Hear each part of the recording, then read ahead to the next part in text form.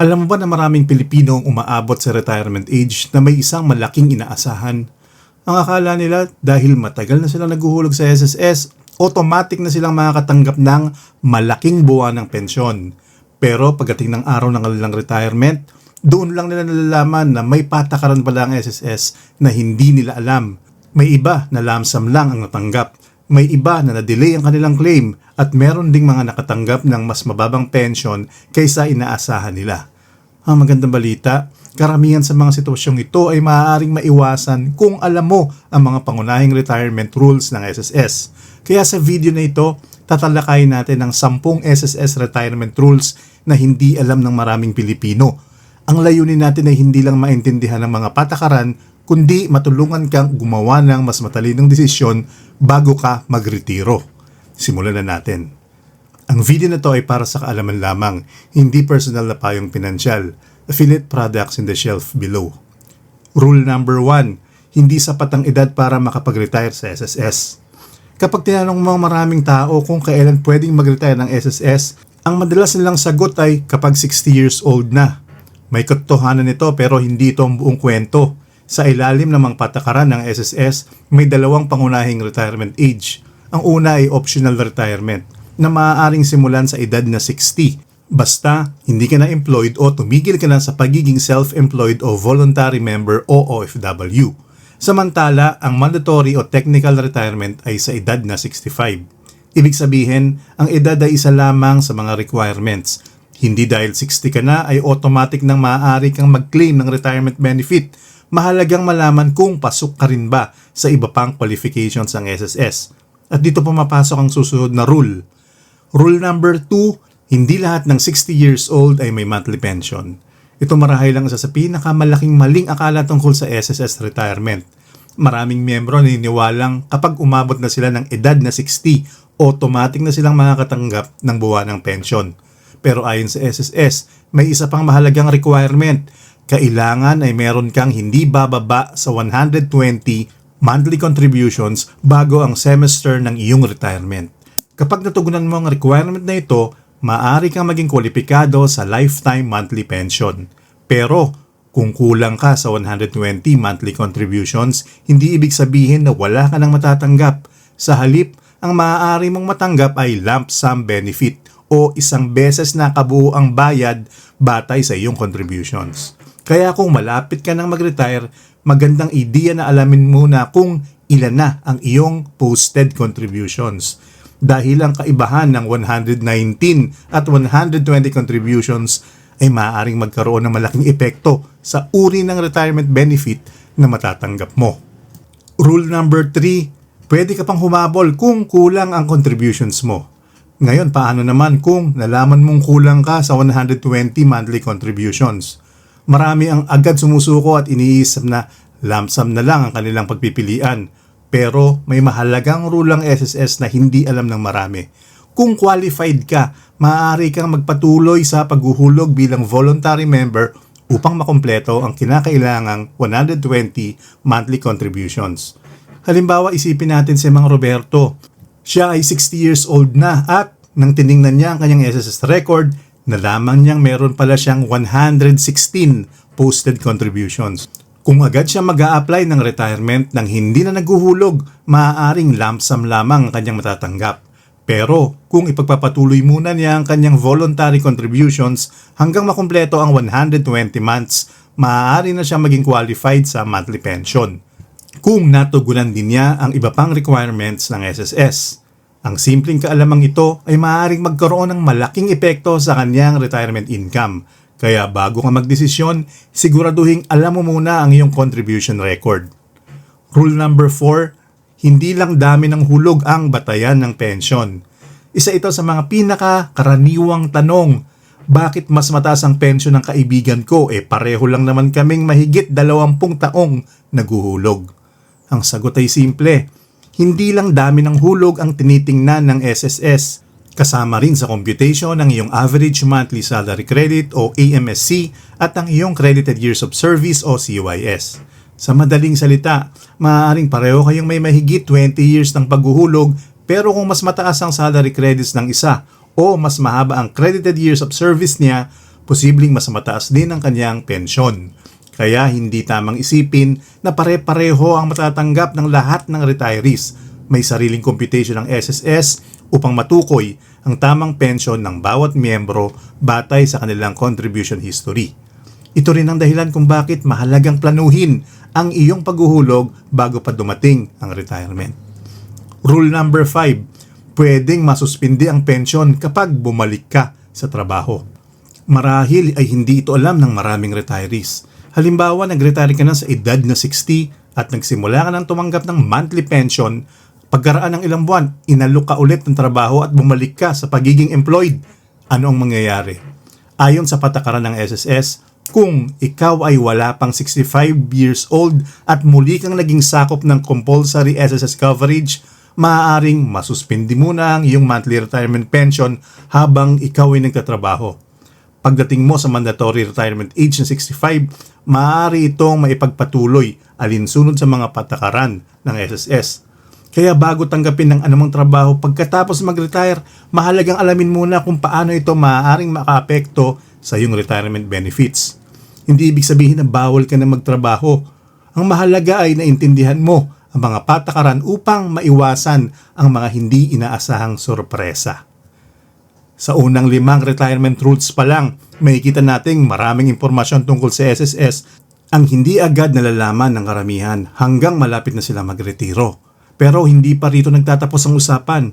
Sa susunod na bahagi, pag-usapan natin ng ilan pang mahalagang retirement rules. Kabilang ang 18-month advance pension, ang dagdag na 1,000 buwan ng benepisyo, dependents pension, at ang napakahalagang patakaran kung ano ang mangyayari sa iyong SSS pension kapag pumanaw ang isang retirement pension. Pag-usapan naman natin ang 5 iba pang rules na madalas ding hindi alam ng maraming miyembro pero maaaring magkaroon ng malaking epekto sa iyong retirement at maging sa mga benepisyong may iwan mo sa iyong pamilya. Simulan na natin sa rule number 6. May option kang kunin ng advance ang unang 18 buwan ng pension. Kapag narinig ng maraming taong salitang advance pension, ang unang naiisip nila ay, mas maganda yon, mas malaki agad ang makukuha kong pera. Pero, hindi ganun kasimple ang usapan. Ayon sa SSS, ang mga qualified retirement pensioners ay maaaring pumili na kunin ng advance ang katumbas ng unang 18 buwan ng kanilang pension bilang isang lump sum. Pagkatapos nito, magsisimula ang regular na buwan ng pension mula sa ika-19 na buwan. Magandang option ito para sa ilang retirees, lalo na kung kailangan nila ng malaking halaga para sa medical expenses, pagbabayad ng utang, pagsisimula ng maliit na negosyo. Pero tandaan, ang advance pension na ito ay may kaukulang discount batay sa itinakdang interest rate ng SSS. Kaya bago piliin ang option na ito, pag-isipan mo ng mabuti kung talagang kailangan mo ang malaking halaga ngayon o kung mas makakabubuti ang tuloy-tuloy na buwan ng pensyon. Rule number 7, hindi pension lang ang maaari mong matanggap. Kapag pinag-uusapan ng retirement, kadalasan ang iniisip lang natin ay ang buwan ng pensyon. Pero ayon sa SSS, may iba pang benepisyong kasama rito. Isa na rito ang 13-month pension na karaniwang ibinibigay tuwing December sa mga qualified retirement pensioners. Bukod pa rito, simula noong 2017 ay karagdagang 1,000 pesos buwan ng benepisyo na ang binibigay sa mga retirement pensioners alinsunod sa umiiral na programa ng SSS.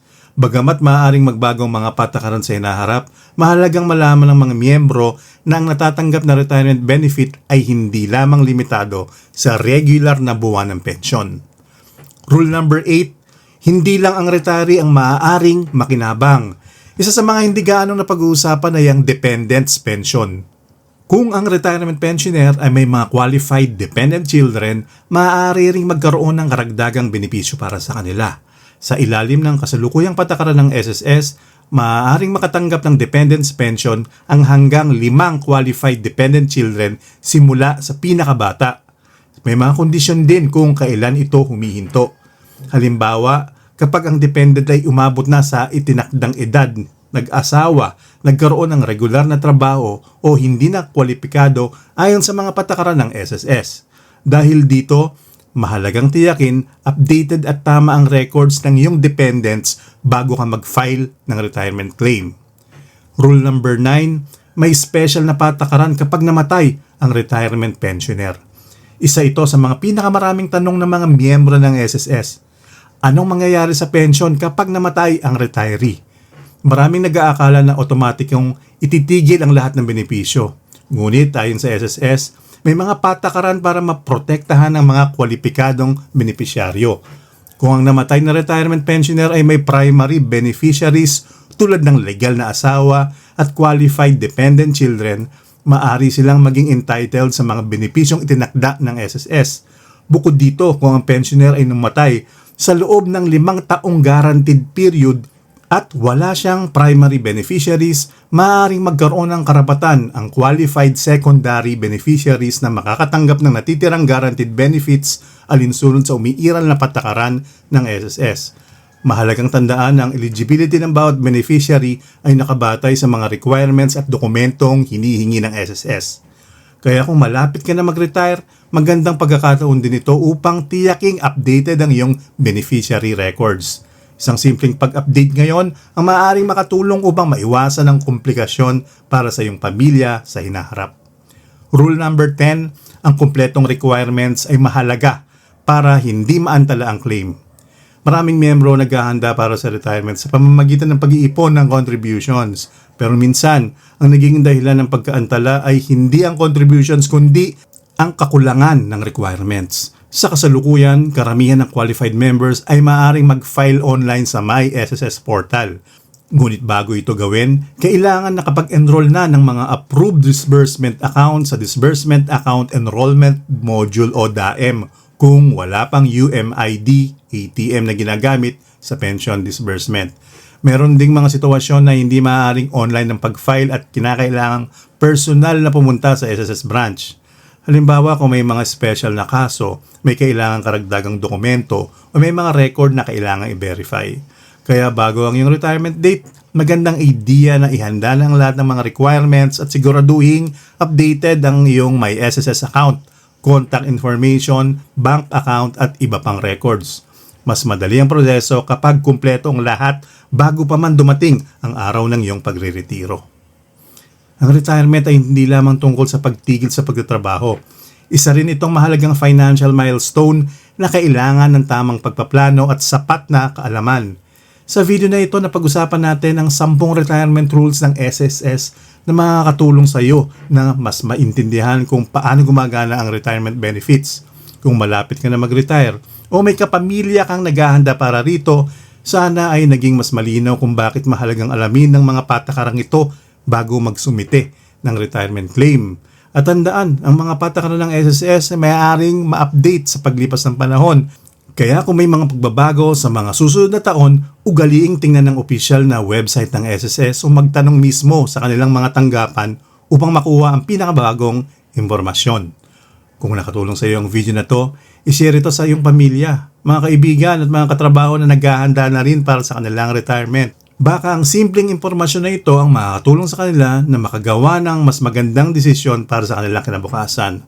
At kung gusto mo pa ng mas maraming practical at madaling maintindihang gabay tungkol sa SSS, retirement planning, pag-ibig at personal finance, huwag kalimutan mag-subscribe sa The Brown Investor. Maraming salamat sa panonood at magkita-kita tayo sa susunod nating video.